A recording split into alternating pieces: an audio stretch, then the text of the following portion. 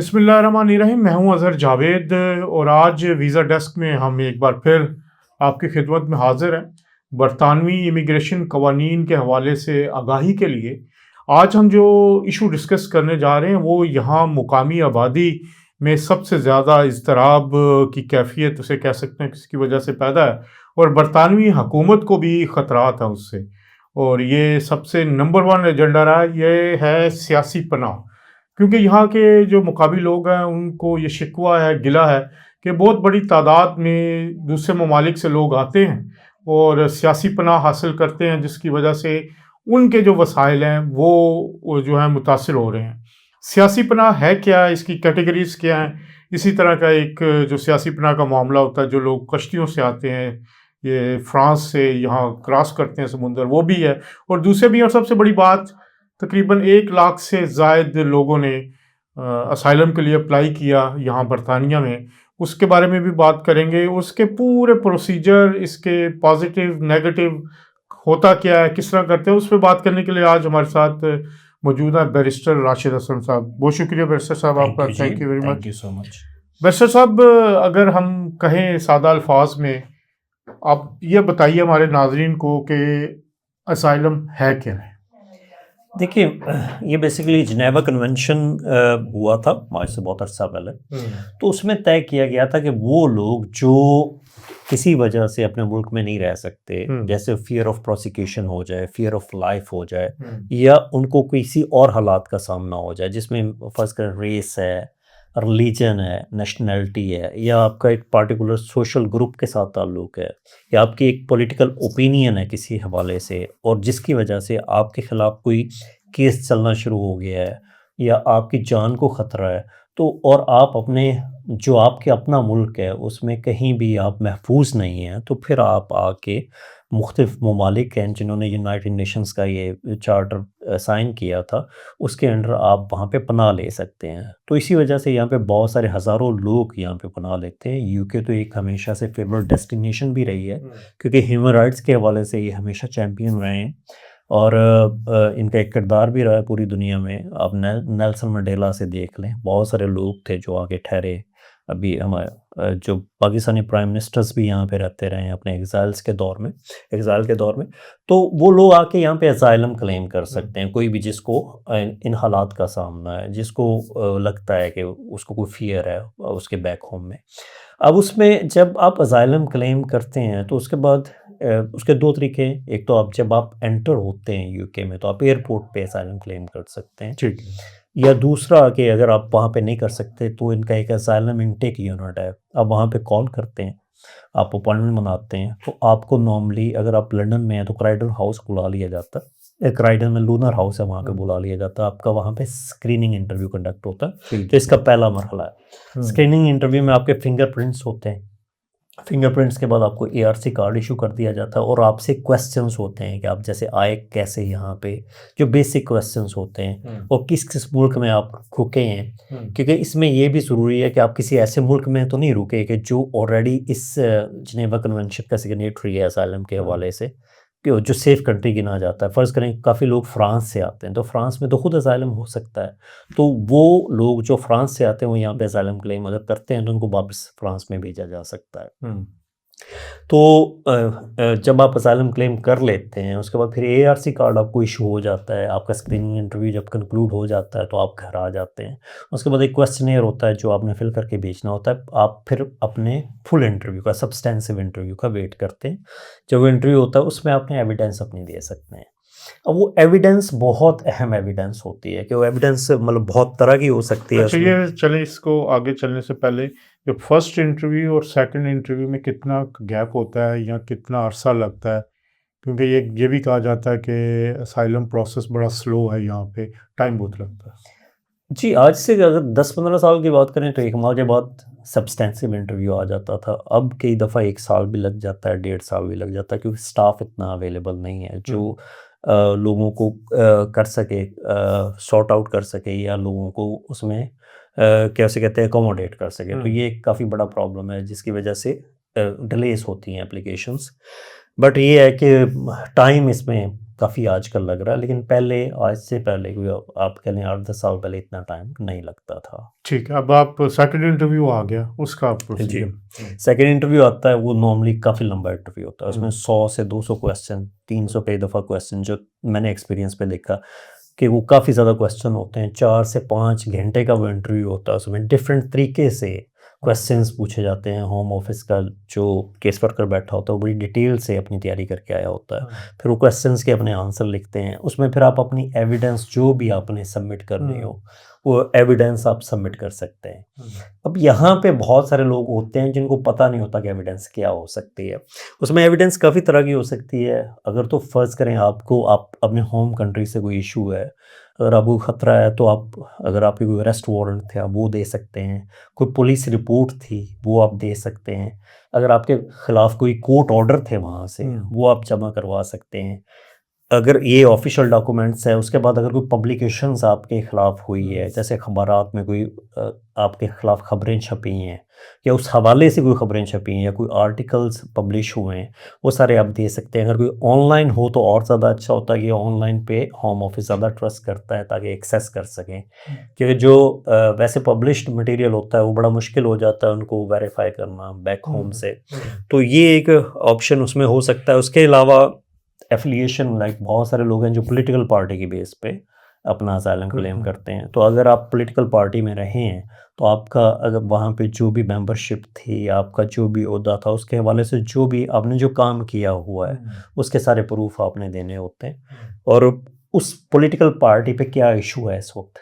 ठीक है। जैसे पाकिस्तान में अक्सर ये होता रहता है कि एक पार्टी बरसरेकदार होती है, दूसरे सिरे अताब होती है, तो वो सारे डॉक्यूमेंट्स आपने जमा करवाने होते हैं। उसके अलावा थ्रेट्स, कि आपको थ्रेट्स अभी भी हैं, कोई ऐसे टेक्स्ट मैसेज आपके पास हो, कोई ऐसे ख़त आपको मसूल हुए हों, कोई आपको गुमनाम कोई ऐसी कॉल्स का कोई रिकॉर्ड अगर आपके पास हो, तो ये भी एक अच्छा सबूत हो सकता है जो आप उस इंटरव्यू में दे सकते हैं। लेकिन उसमें ये याद रहे कि जो भी डॉक्यूमेंट्स हों उनको आपने ट्रांसलेट करवाना है, ट्रांसलेशन उसकी प्रॉपर सर्टिफाइड ट्रांसलेशन होनी चाहिए, और वो आपने फिर होम ऑफिस को जमा करवाना है, होम ऑफिस उनको कंसीडर करता है।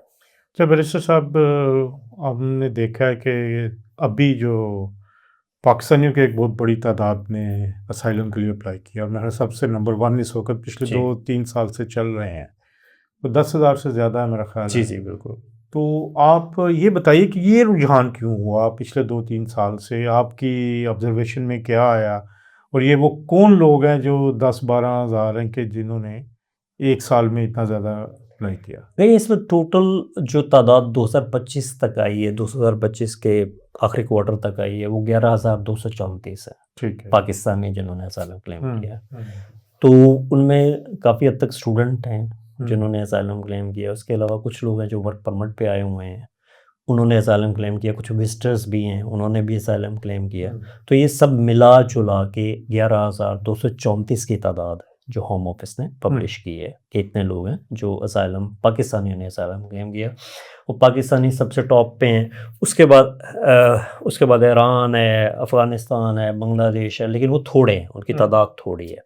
लेकिन पाकिस्तानियों ने सबसे ज़्यादा असाइलम क्लेम किया। लेकिन टोटल जो अब तक पिछले साल में असाइलम क्लेम हुए लास्ट क्वार्टर तक, वो 1,10,000 तकरीबन असाइलम क्लेम थे टोटल। जी। और वो लोग थे जिन्होंने असाइलम क्लेम किया, 1,10,000 लोगों ने। तो इन लोगों को, जो अब 1,10,000 के करीब लोग हैं, इनका क्या आप देख रहे हैं? क्योंकि अभी चेंजेस भी आ रही हैं, उन्होंने ये भी कहा है कि 25 साल करने जा रहे हैं, उनका कोई राइट भी ख़त्म कर रहे हैं, राइट टू रेजिडेंसी। अभी बल्कि आप डिफ्रेंशिएट करें कि अभी क्या मुराद हासिल है असाइलम सीकर्स को, अगर असाइलम अप्रूव हो जाता है, और जो नई प्रपोज चेंजेस हैं जो भी इफ़ेक्ट तो नहीं हुई, उसके बाद क्या होगा? अच्छा, इसमें ये बड़ा अच्छा सवाल है। सबसे पहले अप्रूव हो जाता है, अप्रूव कितने हुए पिछले साल में, ये भी एक अहम क्वेश्चन है। देखिए, जब 1,10,000 लोगों ने अप्लाई किया तो उसमें 52,000 लोग थे जिनको होम ऑफिस ने ग्रांट कर दिया। 50% से 52,000 लोगों ने ठीक। उसके बाद बाकी लोग उसमें तकरीबन 75,000 अपील्स थी जो पेंडिंग थी जिनके रिफ्यूज हुए। जी, उनमें से भी तकरीबन 27,000 लोगों को उन्होंने अपील्स उनकी अलाउ हो गए। मीन्स तकरीबन 79,000 लोग ऐसे हैं जिनका असाइलम अप्रूव हो गया है ठीक है। पिछले 1 साल में। जो बड़ी तादाद 2025 में जो बहुत बड़ी तादाद है, एक जो बात की जा रही थी कि असाइलम सारे रिफ्यूज़ हो रहे हैं, ऐसी बात नहीं है। ज़्यादा तादाद ऐसी है जिनके असाइलम एक्सेप्ट हुए हैं होम ऑफिस में और फिर उसके बाद कोर्ट्स में भी एक्सेप्ट हुए हैं। अपील्स तो ये में बहुत जाएंगे। बड़ी तादाद है, तकरीबन आप कह लें 79,183 लोग हैं जो इन टोटल जो मतलब 1,10,000 में 79,000 it's a big ratio. It's a big ratio. तो ये एक बहुत बड़ी बात है। बाकी होम ऑफिस ने जो एक तो वो सोच रहा है कि इस दौरान जैसे अब 5 साल का दौरान ही है कि जब किसी को रेफ्यूजी स्टेटस मिल जाता है तो अब 5 साल के बाद indefinite leave to remain apply कर लेते हैं, सेटलमेंट की तरफ रूट की तरफ चले जाते हैं उसमें को। लेकिन अब होम ऑफिस ने ये किया है, होम ऑफिस ये सोच रहा है, ये उनका प्रपोजल है कि इसको 20 साल कर दिया जाए ओके। और हर 2.5 साल का वीज़ा हो, 2.5 ईयर्स का। उसके बाद असेसमेंट हो कि उनके होम कंट्री में हालात चेंज तो नहीं हो गए। ये अक्सर ये होता है कि लोग आते हैं असylum क्लेम करते हैं, बाद में वो पार्टी जिसके जो ज़ेर अताब होती है बरसर इक़्तिदार आ जाती है, तो होम ऑफिस दोबारा अब रिव्यू किया करेगा। अच्छा, हर 2.5 साल हाँ जी, ये अभी इम्प्लीमेंट नहीं हुआ लेकिन होम ऑफिस प्रपोज में सोच रहा। हाँ, एक चीज़ उन्होंने इम्प्लीमेंट कर दी है कि पहले ये होता था कि कोई एक शख्स आता था तो वो अपनी फैमिली के भी ऑब्वियसली नाम लिए जाते हैं होम ऑफिस में जब आप असाइलम क्लेम करते हैं, तो वो जब उसका असाइलम अप्रूव हो जाता था तो वो सारी फैमिली को बुला लेता था। उसमें कोई फीस नहीं थी, कोई इंग्लिश लैंग्वेज नहीं था, कोई ऐसी चीज़ नहीं थी। अब होम ऑफिस ने उसको चेंज कर दिया कि वो इस तरह आप बुला नहीं सकते। हाँ जी, ये लेट 2025 में उन्होंने कर दिया। ठीक है। कि आप फैमिली रीयूनियन की इस तरह एप्लीकेशन तो आप असाइलम सीकर्स जो हैं वो अपनी फैमिली को नहीं बुला सके? नहीं, अब वो बेसिकली उनको वो जो रूल्स है ना जो स्पाउस वीज़ा के हैं कि उनको अपनी अर्निंग शो करनी पड़ेगी, इंग्लिश लैंग्वेज वो करेंगे उनके स्पाउसेस, फिर वो आएंगे, जो कि एक बहुत बड़ी तादाद है। क्योंकि यहाँ पे अक्सर मैंने देखा है प्रैक्टिस में कि एक शख्स होता है उसके आगे 3 से 4 या 5 डिपेंडेंट होते हैं, तो टोटल 6 लोग यहाँ पे आते हैं। उसके बाद वो घर भी लेते हैं, उसके बाद वो बेनिफिट्स भी लेते हैं, वो काम भी नहीं कर रहे होते, वो यहाँ पे NHS भी यूज़ कर रहे होते हैं, तालीम की ऑब्वियसली सहूलियात है, अच्छी बात है। बट वो ऑब्वियसली हुकूमत पे बोझ था, उसको उन्होंने कम किया है। अच्छा, जैसे अभी आपने कहा अगर 2.5 साल बाद रिव्यू होगा तो पाकिस्तान के तो हालात तो 2.5 साल में अक्सर बदल ही जाते हैं। तो जिन लोगों ने अभी सपोज जो इस वक्त तरीके इंसाफ के नाम पे किया है, आपके यूट्यूबर्स बहुत सारे जिन्होंने किया हुआ है। अच्छा, यूट्यूबर्स ने तरीके इंसाफ के ऊपर किया हुआ है। मैं अब ये नहीं कह सकता लेकिन बहुत सारे लोग हैं जो चले सोशल मीडिया में मतलब एक्टिव थे। इन हालात की वजह से जी जी कि जो वो क्लेम करते हैं कि ये हालात हैं, तो अगर 2.5 साल बाद हालात बदल गए और उनके लिए वो प्रॉब्लम्स नहीं रही, तो फिर उनका क्या मुस्तकबिल? फिर होम ऑफिस उसको रिफ्यूज़ करेगा, उनको वापस भेज सकता है। मतलब वापस भेज सकता है? होम ऑफिस ने ये कानून ला ही इसलिए रहा है, जैसे मैंने आपको बताया अभी वो कानून नहीं लाए, अभी वो नहीं लाए, लेकिन होम ऑफिस ये कानून ला ही इसलिए रहा है। बट इस कानून पे यूनाइटेड नेशंस ने काफ़ी अपने तहफ़्फ़ुज़ात का इजहार किया है। जो उन्होंने कहा है कि ये जो जिनेवा कन्वेंशन है उसके मुनाफी है जो आप चेंजेस कर रहे हैं। बट ऑब्वियसली एक डोमेस्टिक लॉ ये बना रहे हैं तो बड़ा मुश्किल होता है कि यूनाइटेड नेशंस को उस तरह इम्प्लीमेंट करना चीज़ों को आजकल में, जबकि उनकी यूनाइटेड नेशंस की अपनी हैसियत कोई बहुत वैलिड या बहुत ज़्यादा स्ट्रॉन्ग नहीं रही। लेकिन उन्होंने अपने तहफ़्फ़ुज़ात का इजहार ज़रूर किया है इस पे कि जो असाइलम में चेंजेस हो रही हैं वो बहुत ड्रास्टिक किस्म की चेंजेस हैं। अच्छा, चलिए अब इस पे आते हैं कि एक फैमिली को अगर यहाँ पे असाइलम मिलता है तो उसको मुराद क्या होती है? जो लोग इधर आते हैं उसको क्लेम करते हैं और लोकल लोगों का भी यही एतराज़ है। अच्छा, उसमें एक तो जब आप असाइलम क्लेम करते हैं तो ऑब्वियसली एक तो आपको ARC कार्ड मिलता है, उसके बाद आप अपने बच्चों को स्कूल में भेजना शुरू कर देते हैं। अब उसमें आपने देख रहे हैं कि डेस्टिट्यूट आप कितने हैं, कि आपके पास घर अवेलेबल है, कोई रहने की रहाइश की जगह है, आपके पास कोई माली इमदाद है, अगर नहीं है तो होम ऑफिस उसको प्रोवाइड करता है। होम ऑफिस उनको शेल्टर और सारा और थोड़े बहुत पैसे जो वीकली या मंथली होते हैं उनको फाइनेंशियल सपोर्ट करता रहता है होम ऑफिस। तो ये मराहत है, एक तो फाइनेंसिस की मराहत है, दूसरा रहाइश की मराहत है, तीसरा एजुकेशन में आप बच्चों को पढ़ा सकते हैं। जो असाइलम सीकर है वो खुद भी पढ़ सकता है, उसको उनको फीसेस देने की ज़रूरत नहीं होती। तीसरा हेल्थ की जो सबसे बड़ी सहूलत है कि हेल्थ आप क्योंकि यहाँ पे अगर कोई स्किल्ड वर्कर आता है या बाकी लोग आते हैं तो वो तो IHS चार्ज इतना ज़्यादा है जो पे किया जाता है, तो उन पे ऐसी कोई सिचुएशन नहीं है कि उनको ये चीज़ें पे करनी पड़ेंगी। अच्छा, अब बैरिस्टर साहब, एक लोगों के साथ बड़ा सुनना आ रहा, फ्रॉड भी बहुत हुआ है। उनको जाली असाइलम के नाम पे यहाँ पे मुख्तलिफ एजेंट्स जो हैं उन्होंने लूटा भी है। तो आप उनको क्या एडवाइस करेंगे कि जो लोग आ चुके हैं या आ रहे हैं, वो किन चीज़ों का ख्याल रखें कि वो इस किस्म के किसी जाली काम से बच सकें? देखिए प्रॉब्लम ये होता है कि लोग एक कुछ सस्ता बंदा ढूंढते हैं, वो जैसे होता है ना कि जी फलां ने मेरा करवा दिया, तो मैंने के लोगों से सुना कि जी किसी रेस्टोरेंट में कोई एडवाइस दे रहा, कोई मैकडॉनल्ड में बैठ के एडवाइस दे रहा। सबसे पहले तो आपको देखना चाहिए एक प्रॉपर वकील के पास जाएं, जिनके पास लाइसेंस हो, जो एडवाइस कर सके, उनके पास आप जाएं। एटलीस्ट ये होएगा कि वो आपकी जिम्मेदारी से आप लोगों का केस करेंगे, और कोई प्रॉब्लम भी होता है तो वो अपील फिर आगे कर सकते हैं। तो ये आप काफ़ी हद तक उसमें सिक्योर होते हैं शुरू से, आपको वो प्रॉब्लम नहीं होता। जो एजेंट हजरात तो ये होता है इंटरव्यू में भी भाग जाते हैं, बाकी चीज़ों में भी वो तो बस उन्होंने पैसे लेते हैं और बहुत ज़्यादा उनका वो उसमें नहीं होता, क्योंकि उनके पास ना लाइसेंस होते हैं ना बाकी चीज़ें। तो आपको हमेशा जिस बंदे के पास जाएं उससे उसका लाइसेंस पूछें, उसका ऑनलाइन चेक कर लें कि लाइसेंस भी है या नहीं।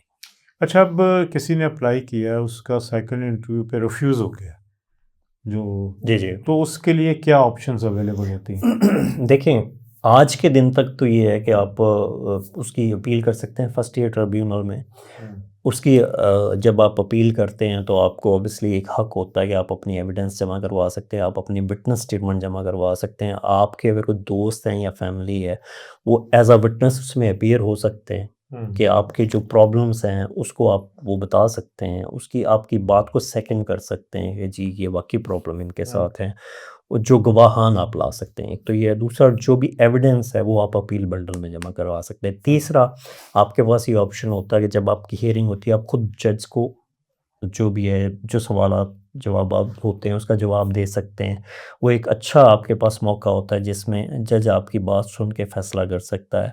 फिर आपके वकील होते हैं, आपके बैरिस्टर्स होते हैं जो कोर्ट में आपको रिप्रेज़ेंट करते हैं। तो एक तो ये है, आप फर्स्ट ईयर ट्रिब्यूनल में जाते हो। दूसरा, अगर उस उधर से रिफ्यूज़ हो जाए तो आपके पास फिर दोबारा 2 चांस होते हैं। अच्छा, 2 टोटल 3 होते हैं। अपील टू मतलब उसके जो फर्दर अपील, तो टोटल 3 उसमें होते हैं। बट अब अब यहाँ की हुकूमत, क्योंकि केसेस बहुत ज़्यादा पेंडिंग हैं। आज जो पिछले सितंबर में स्टैटिक्स आए थे, मेरे ख्याल 69,700 केसेस थे जो फर्स्ट ईयर ट्रिब्यूनल में या अपील ट्रिब्यूनल्स में पेंडिंग थे।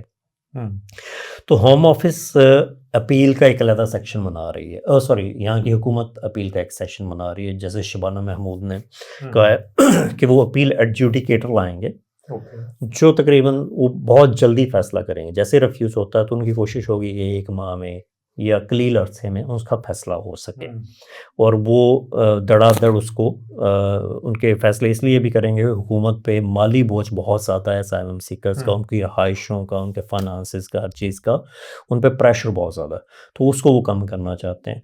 तो आजकल जो हुकूमत कह रही है कि हम भर्तियाँ करेंगे अपील एडजुडिकेटर्स की, तो उसके बाद वो एक अपीलेंट अथॉरिटी बन जाएगी जिस पे फिर असाइलम की अपील्स होंगी, जो फ्यूचर में उनका प्लान है हुकूमत का। अच्छा, एक और सबसे बड़ा इशू यहाँ की हुकूमत को है, जो चैनल क्रॉसिंग से कश्तियों के जरिए लोग आ रहे हैं जी, उसकी क्या सिग्निफिकेंस है? कितने के लोग होते हैं, या उनको क्या स्पेशल कोई राइट होता है कि वो कश्ती से उतरें और साथ ही हर चीज़ उनके लिए अवेलेबल है? देखिए सबसे पहले तो जो 1,10,000 लोग जिन्होंने टोटल असाइलम अप्लाई किया, उसमें तकरीबन 41,500 41,500 वो लोग थे जो स्मॉल बोट के ज़रिए आए फ्रांस को क्रॉस कर। फ्रांस को।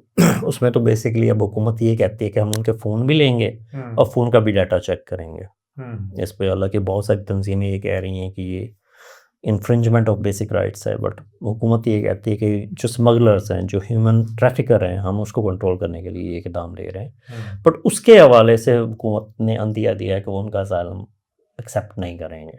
अच्छा, आगे फ्यूचर क्योंकि लोग इतने क्रॉस कर रहे हैं। जैसे 2025 में हालांकि बहुत जब केयर स्टार्मर आए तो उन्होंने एक स्पेशल फोर्स भी बनाई, बट 13% और इजाफा हुआ उन लोगों में जिन्होंने चैनल क्रॉसिंग की। उसकी बहुत बड़ी वजह ऑब्वियसली पूरी दुनिया में बदअमनी भी है, लोग भाग रहे हैं अपने मुल्कों से, बट ये इजाफा हुआ है, कमी नहीं हुई उसमें, एक फिगर ज़्यादा हुआ है।